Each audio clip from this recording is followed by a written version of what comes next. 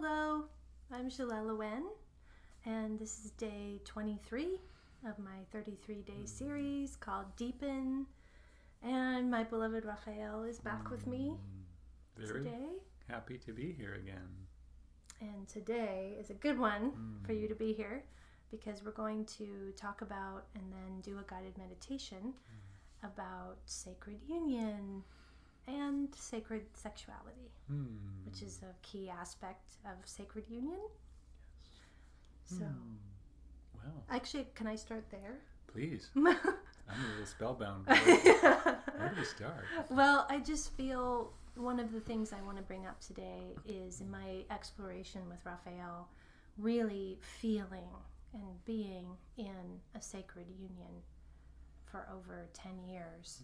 And feeling that one of the things that really defines it as a sacred union is the exploration in a committed way of the heart, soul, body, and mind grounds together. So that all of those grounds are being explored. Right. It's actually a very simple criteria. Yeah. Because if you're in a relationship where there's heart, mind, soul, but no body, then I would say that's not a sacred union relationship. That's not a romance. That's perhaps a sacred friendship bond, but it's not a marriage either. So that gets pretty to the heart of it quickly, doesn't it? It sure does. The balance we're invited into there, coming alive on all those four frontiers as a criteria, not a judgment, but a criteria of discernment to journeying towards a sacred union and letting go of what isn't a sacred union to make way for a sacred union. What comes to mind, Jelelle, for the word sacred? Does anything come to mind there? Well, I think to me sacred is the soul. You know, that's where the soul frequencies are involved, where there's a recognition of soul connection. There's a shared spirituality together, whatever that is. There's a feeling of other lifetimes and other timelines going beyond this one. So typically 3D relationships are not what I would call a sacred union. If we're using this definition of 3D, 4D, and 5D that I've been offering. Right. Because in our hearts we feel that all relationships and all of life is sacred, but we're taking liberty today to use the word sacred in terms of sacred union about a higher frequency relationship, bringing a new level of consciousness and awareness. You were saying feeling other timelines, feeling wounding in the sexual arena of life that occurred maybe in childhood or in other timelines. And our inner protector can be very engaged at not feeling that, to keep things at bay. And we're invited to go there and to feel that. So that's to bring an awareness and a higher consciousness to that area. Well, that's another thing that makes it sacred, right? Is there's this commitment to healing in the bond. And there's an understanding on a higher level that the reason for the coming together is ultimately to serve love. So it's not for the gratification of the individuals so much, although there's a lot to enjoy there, but ultimately it's for the service of love. That is a sacred union to me. Right. The love of the lover that dances between the couple, it can be so rich and amazing and stunningly beautiful. That's really what I desire for those of you that are listening, to feel to bring your consciousness to the parts of you, each part of you, and their relationship to sacred union and to sexuality. That's what changes so much. For many, the inner teenagers is a big place to start for sexuality, both in conflict and in huge pent-up desire. And so there's things that really need to come out of the closet for you to come alive in your relationship to sexuality. And a sacred union would acknowledge that there's a teenage frequency to the bond, even as there's a mature frequency to the bond. But you already mentioned the protector, and often what I see in relationships is a teenager and a protector. And the protector is protecting the teenager, even as there's this push-pull between them.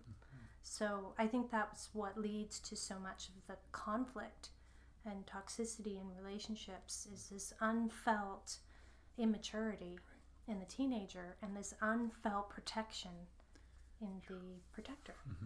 And just as you're describing the dynamics of the inner teenager and the inner protector, I think most people frame that when they think of sexuality, sexuality is such a private world to each person.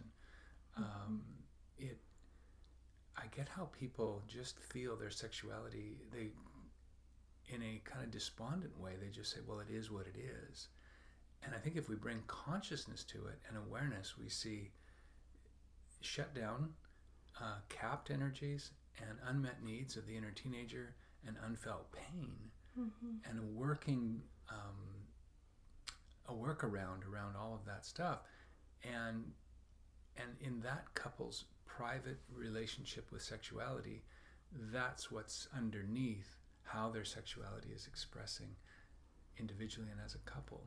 So when you change those dynamics, you have to get ready for new frequencies, I believe infinitely new frequencies of pleasure, enjoyment, and growth and challenge in the domain that we are admittedly are most vulnerable in the sexual arena of life.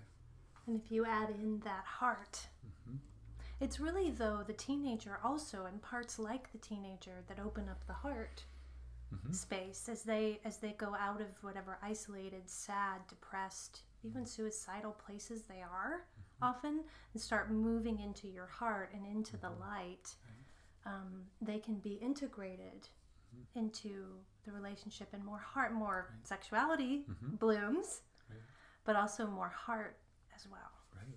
So and soul. An inner teenage expression might be a very shut down world of fantasy.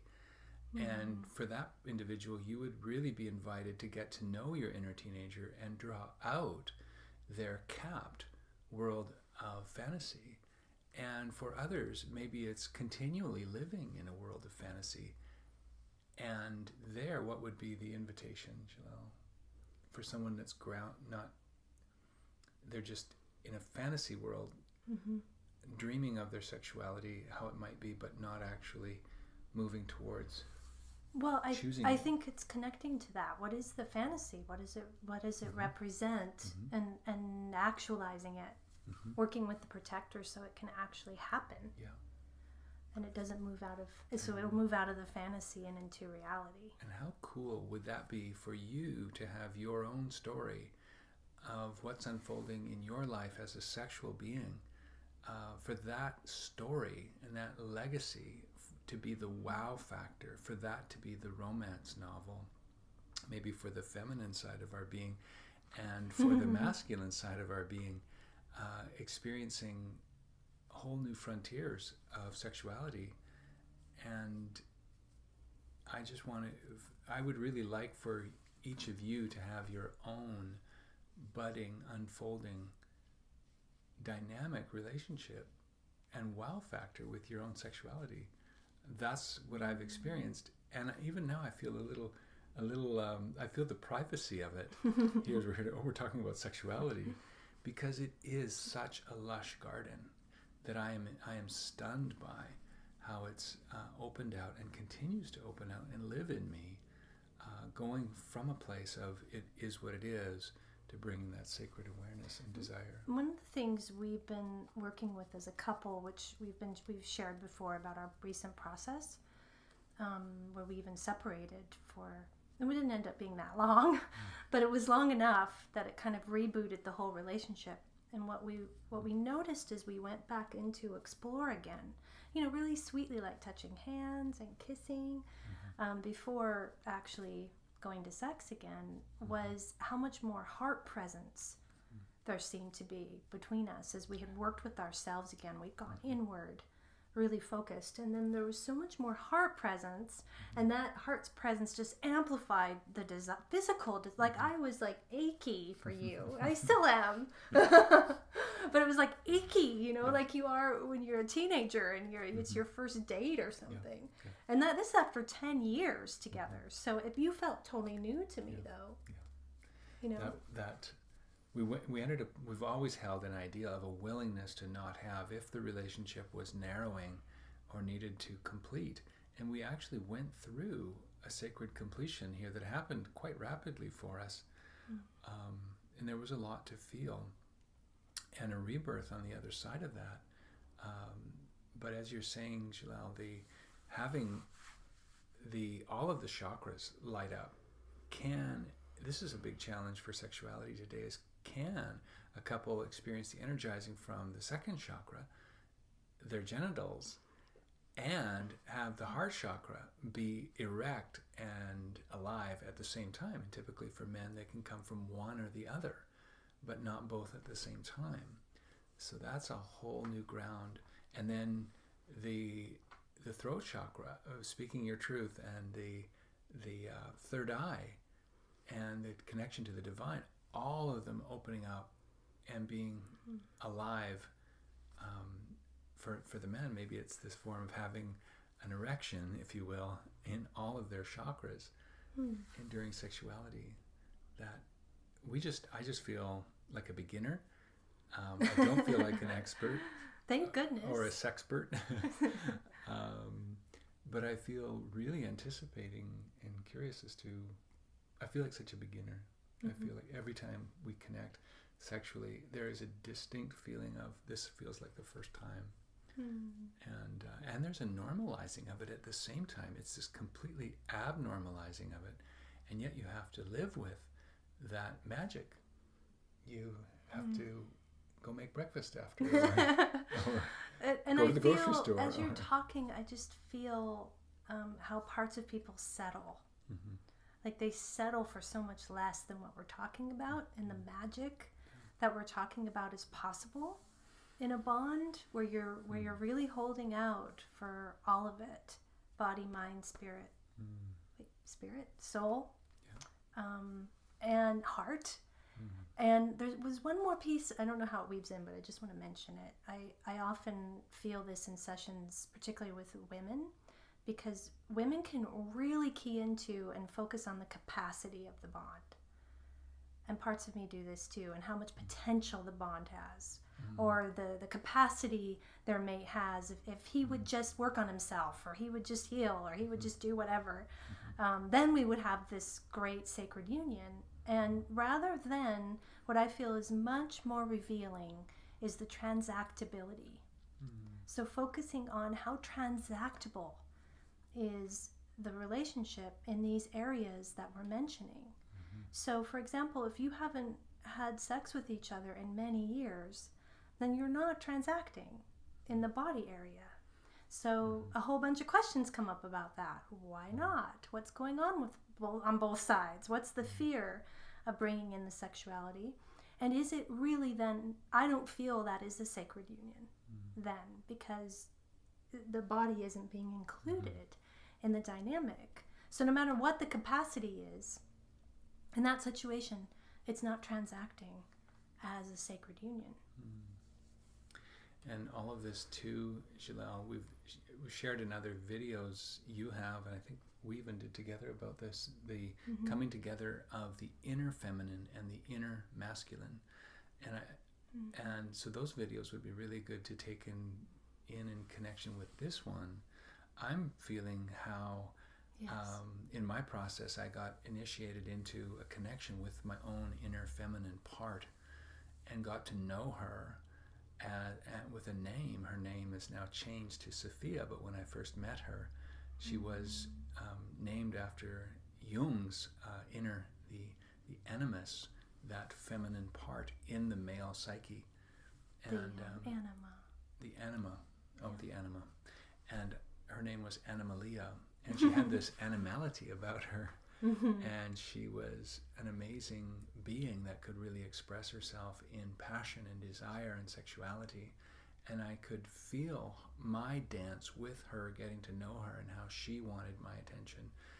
And that was quite a phase of budding into deeper layers of my own sexuality, to feel that dance happen inside. It's just so natural for it then to manifest magically. What's being drawn together here, for it to draw together there. And so there's all this despair about, will I find the right one? And you're so lucky because you found so and so.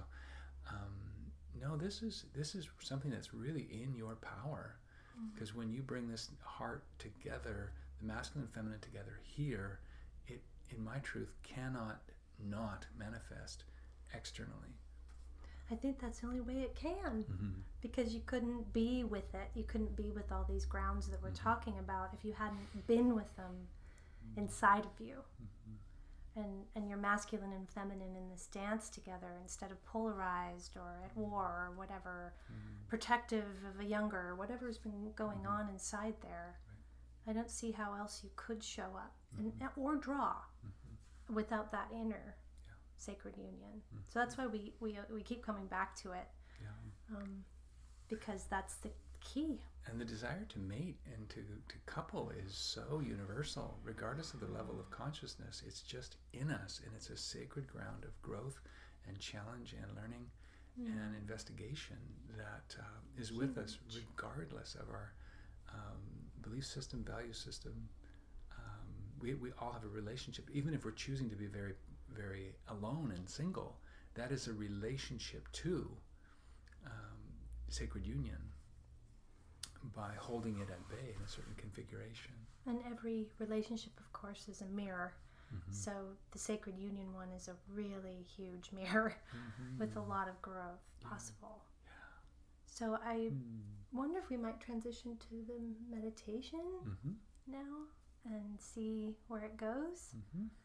We wanted to set up a frequency of inner masculine and feminine experience for you, divine masculine, feminine, and also potential mate coming into your field as well, whether you're currently in a relationship or not.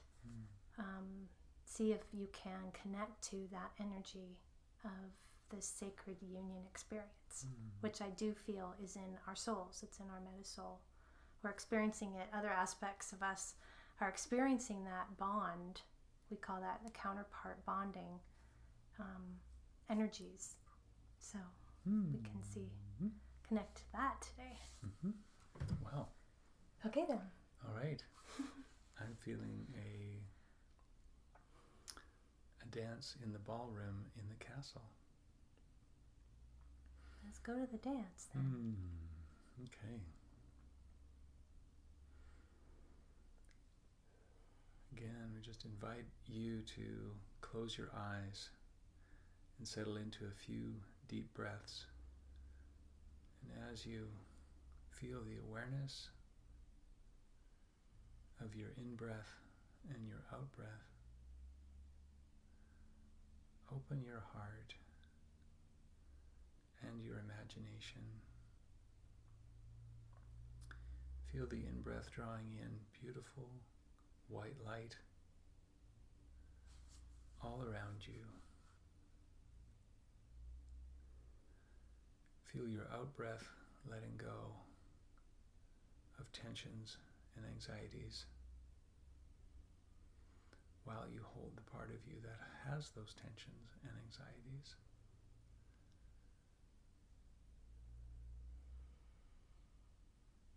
Feel the part of you that might have a resistance to being in a guided meditation. And just step outside of that resistance and look at it and feel it and love it.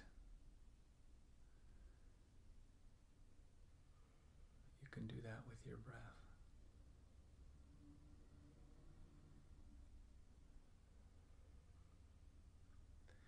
And let's feel an invitation and an anticipation in the air of an event, a community event that you are invited to. Tonight is the dance.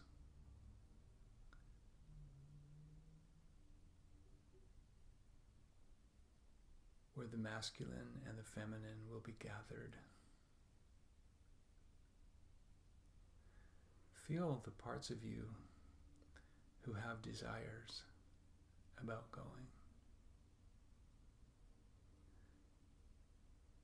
Feel the parts of you that don't want to go.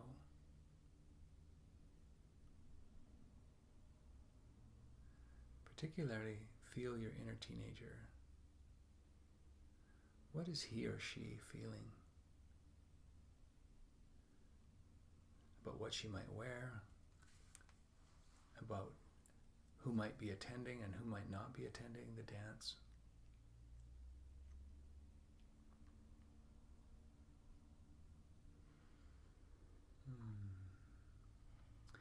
And let's make our way now toward the castle.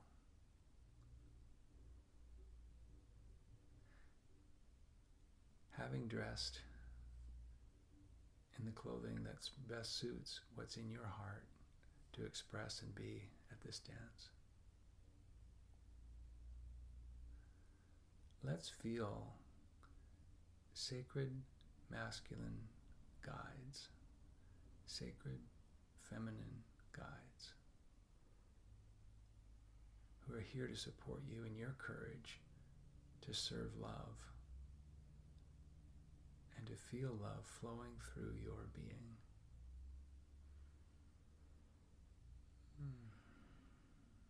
I immediately feel the bond between Yeshua and Magdalene. I feel that too.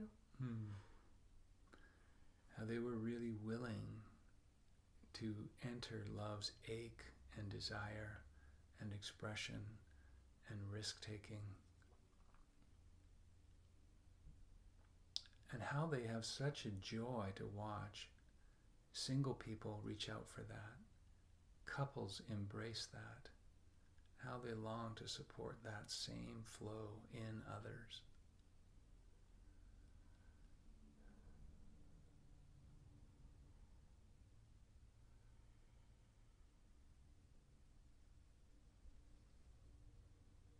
Continue to hold the parts of you in each of their reactions.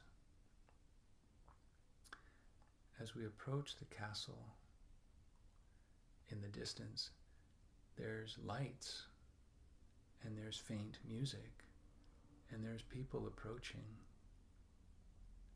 Wow, there's more people here than you thought were going to come. But they are here, and they are dressed up.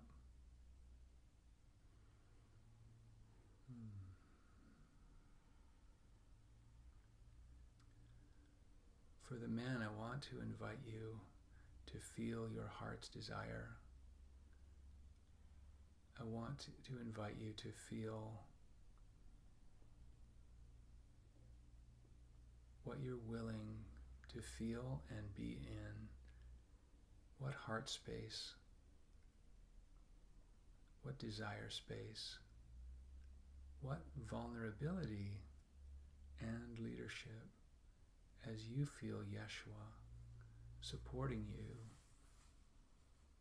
to enter this dance floor, this ballroom, where the feminine is there with open heart.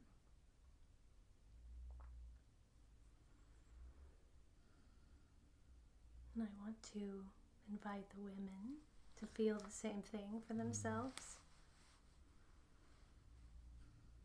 What comes up as desire and what comes up as fear as they prepare to enter the ballroom.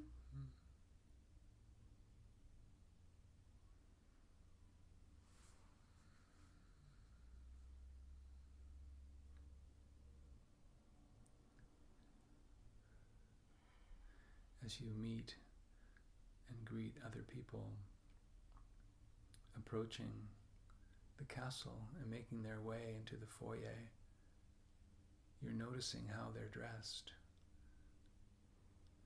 their intention, the beauty, how love's beauty is carried in each one, in both the masculine and feminine.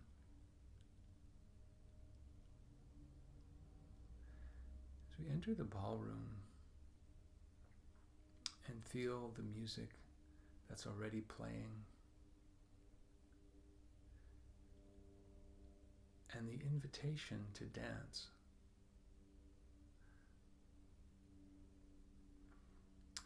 As a man, I want to ask, would you be willing to stand on the outskirts all night long? Or would you be willing to look across the floor and feel who you are really drawn to? Maybe quite surprised that, oh my God, I've known this woman for some time, and I feel and see her in a completely different light. Or maybe it's a woman you've never met before, but whoa, the radar is really strong. Would you be willing to risk to cross the space and ask her to dance with you, being willing that she may say no? Could you live with yourself if you didn't take that leadership? How could you best be with the parts of you that have desire and hesitation? Feel Yeshua supporting you to act on the energy that you feel dancing between you and the woman that you feel drawn to.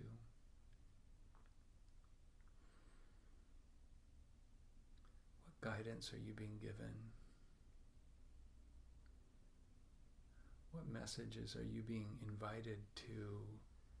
What places are you being invited to live into this next phase of your growth and even sacred crucible of learning and growing?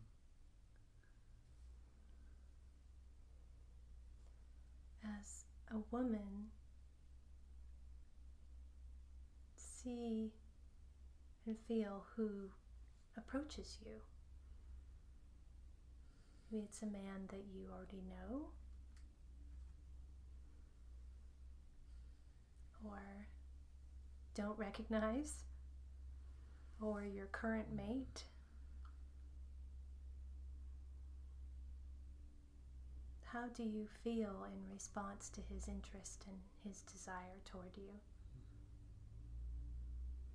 Do you feel resistance, maybe from your protector? Maybe excitement from your teenager? But it feels important to locate a masculine energy coming toward you, even if you end up identifying it as one of your parts, as a protector. But to start to feel that and even want that again. If it's been a long time for you, especially. To receive, to be admired.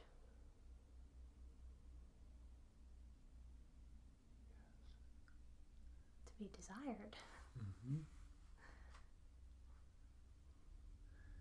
for both the men and the women, can you feel the opposite gendered part of yourself inside of you who's aching to dance with you and then to express in a mateship?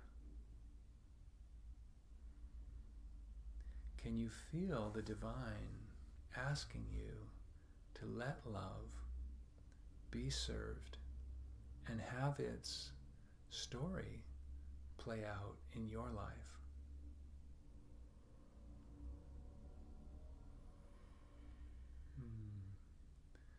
Can you find your love of the lover loving through you, healing, feeling,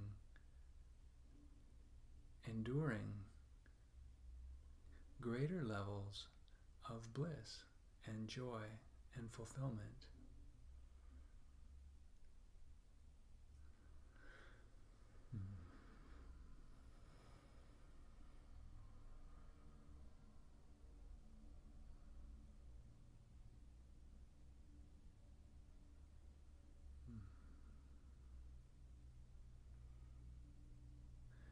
feel now the connection of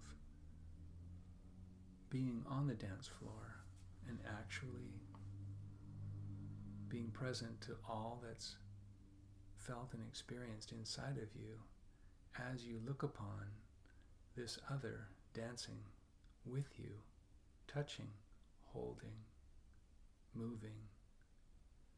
Feel the frequencies that are moving between you.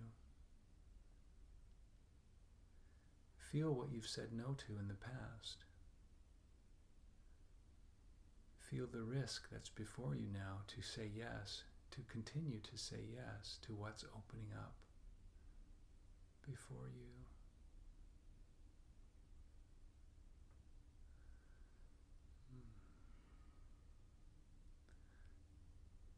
Look at Yeshua and look at Magdalene and feel the support they give you to take your next step, whether it's an inward step or an outward step.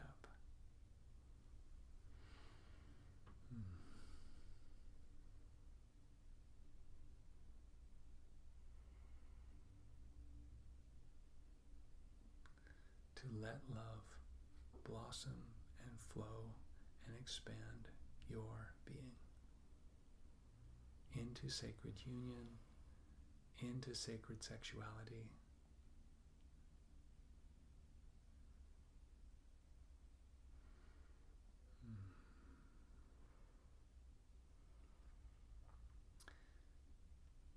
Let's make our way, now as the dance is over, let's make our way back to where we came from. Let's take all these feelings of surprise, of euphoria, of, oh my God, what's happening to me right now? I wasn't prepared for this, maybe is the reaction. Or maybe for others it's disappointment because you really had an inkling to take a step, but you couldn't find the courage or bravery to take it. Whatever the digestion is of coming home from this experience, let's hold it as sacred. Let's hold it as your next sacred step. Whether it points to a going inward or a going outward, whether it points to being willing to feel pain that you haven't been willing to feel before, or it points to the divine literally asking you to take a risk at being in a level of bounty that you had no idea was even available or possible. But it's here, and it's dancing, and it's inviting you. Let's feel all of that with your guide at your side, advising you on what to do and how to be next.